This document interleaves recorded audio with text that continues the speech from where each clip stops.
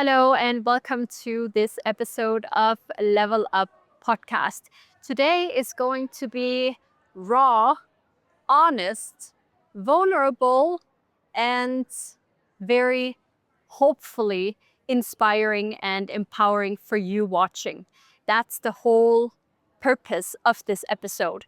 And that's actually the only reason why I ever want to share something of my personal journey with the sole purpose of inspiring you who's listening or watching. So this episode is going to be one of the most personal episodes I've done to date. And I'm very happy that you are here. So let's get to it. People often see me as the woman I am today. A business lawyer living in Dubai, founder of several companies, speaker, podcaster, and also starting out as a creator. I've been so lucky to be recognized among some of the top 100 young talents in Denmark as the business person that I am today, featured in the Legal 500 and much more. And that's both for my legal work and all my volunteer work, because nonprofit organizations has had my drive, my passion, and my heart for the last 10 years as well. Everything I've built today came from a place of self-belief and relentless work, both the outer work, but also very much the inner work. Because being a founder isn't only a professional journey, it's one of the most personal journeys you'll ever take. At least to me, it's been one of the most personal journeys and opportunities for growth that I've ever been on, because it forces you to face every part of yourself, your fears, your patterns, your beliefs. And that's what this story is really about. When I was about 1 year old, my mother and I moved into an orphanage back in Denmark, where I was born. We lived there for about a year and a half before the system and my mother found a foster home and foster family for me. That was a moment of safety, warmth, stability, at least for a few years. Then, at the age of 7, the system decided that I should return to my mother. It wasn't because things had improved severely, they hadn't, but that was the decision made by adults who thought they knew best. It wasn't exactly a safe home that I moved back home to. It was not where any child should grow up, if you ask me. So I learned very early on that safety sometimes has to come from within. That also led to me becoming independent way too long before I should have. My grandmother, however, was my shiny light, my angel on earth. She became my emotional anchor, my safe place, my angel on earth. And whenever life felt chaotic, which it did a lot of the times, I would run to her house, literally, because she gave me stability, warmth, unconditional love, and calm. I started working when I was about 11 years old, making my own money. First by babysitting the entire neighborhood's kids, and later on I started working in a shop, a service place. And from then I made my own money, bought my own things, handled my own life. I would even at that age lend money to my mother, which was a great thing to be able to do. At school, I was the kid who always pushed herself. I was the leader of the class. I had good grades, high standards, constant drive. Because when you grow up without much validation, achievement becomes your language of love. As a teenager, I was already living on my own. Now, that's pretty common in Denmark, but at the age of 18, I moved out, figuring out things for myself. During those years, I reconnected with my father.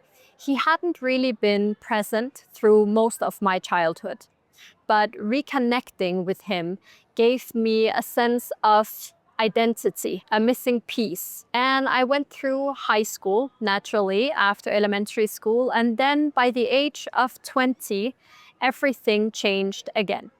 My father, he became very ill. And even though he hadn't been the father most would hope for, I stayed there for him and with him throughout the rest of his days. I took care of him until his final breath. I traveled with him from Denmark to Lebanon so that he could spend his last days in his homeland. I sat by his hospital bed and we finally made proper peace. The things that had happened, we had never discussed.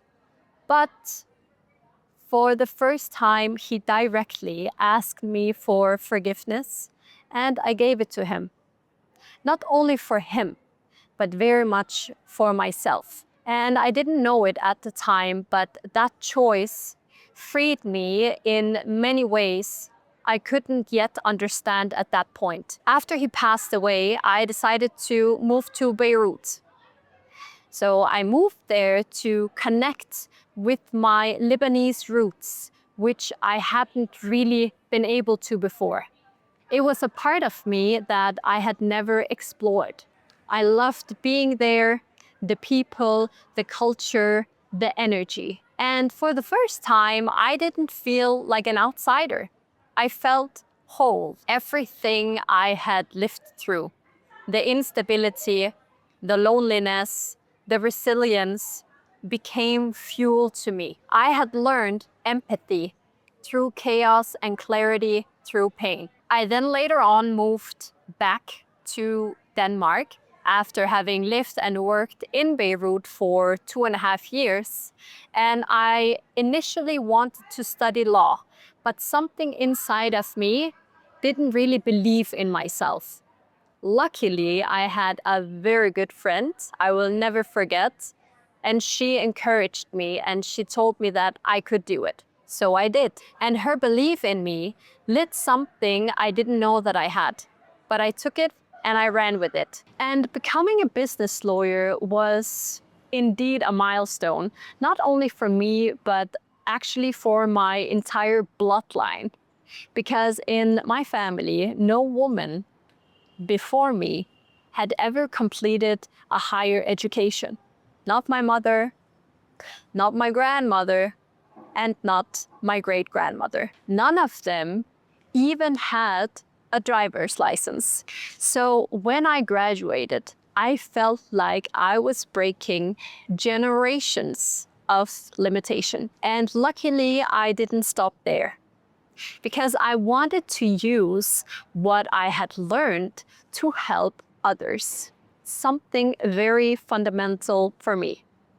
So during my law school, I founded 2 legal aid organizations. One for entrepreneurs and another one helping within foreign law. And through these, very early on in my legal career, I had the opportunity to help thousands of people access justice and guidance for free.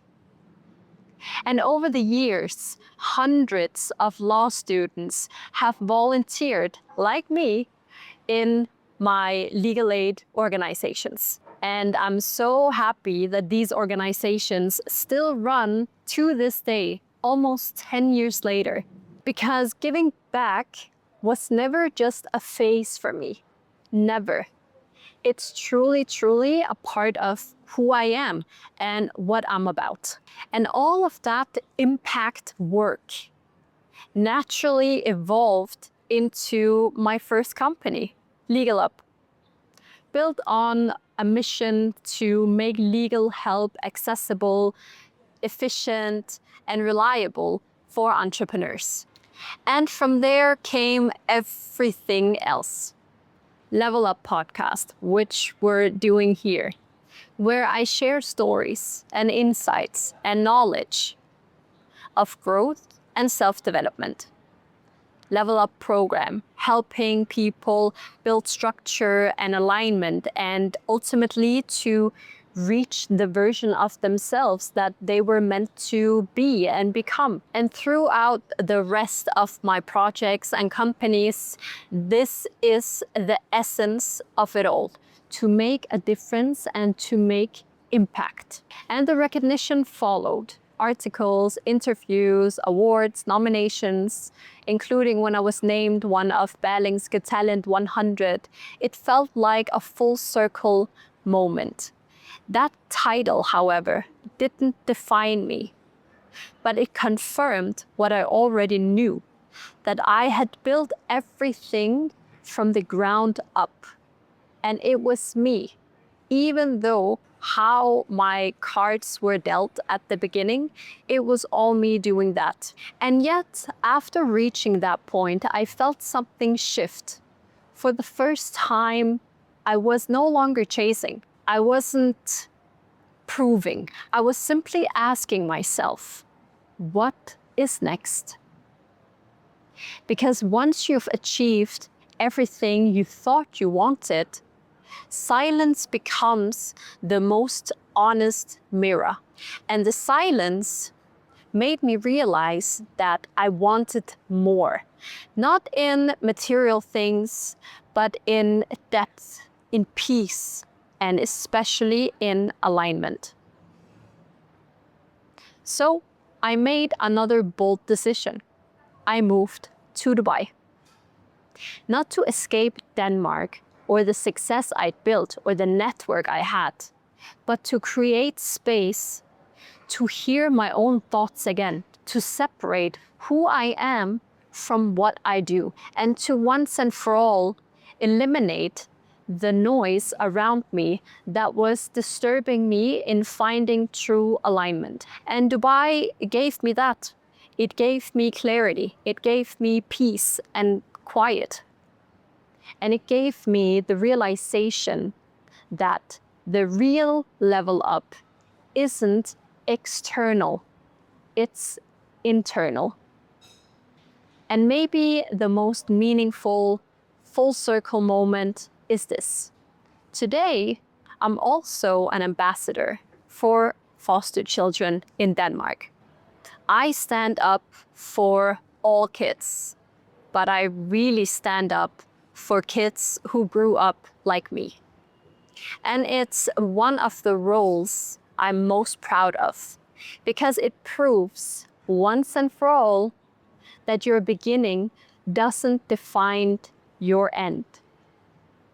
It can become your mission, like it did with me, from foster care to founder, and now back to the children who are still in the story I once lived.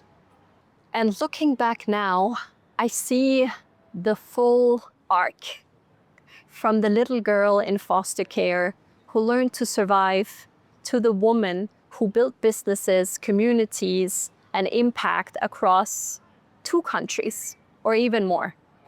And every step of the way, even especially the hardest one, was a building block. And every challenge was a class in resilience. I've gone from fighting for stability to creating it for others, from searching for safety to building systems that gives people freedom. But success doesn't heal you.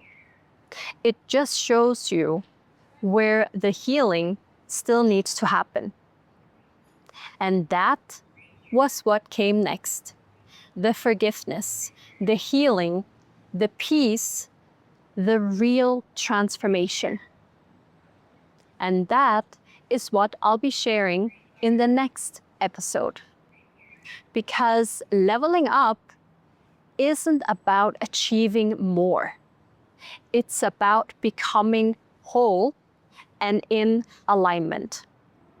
Thank you for listening to this storytelling and me sharing my life in a way I haven't before. I hope you could take something from it or maybe even relate to parts of it.